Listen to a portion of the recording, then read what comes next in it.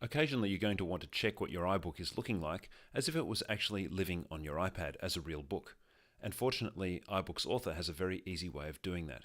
It's by pressing this button here, which is the preview button.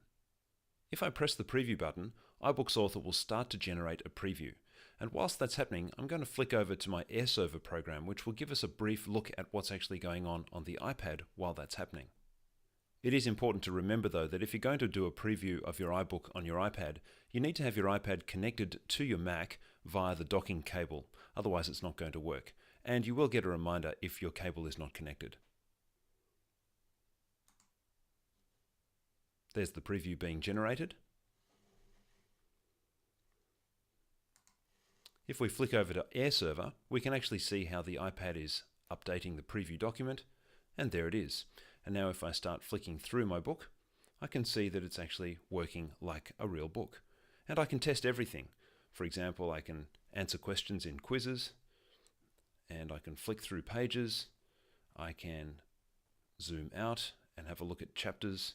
I can do everything that I would normally do as if the book was actually living on the iPad. And that's the preview process.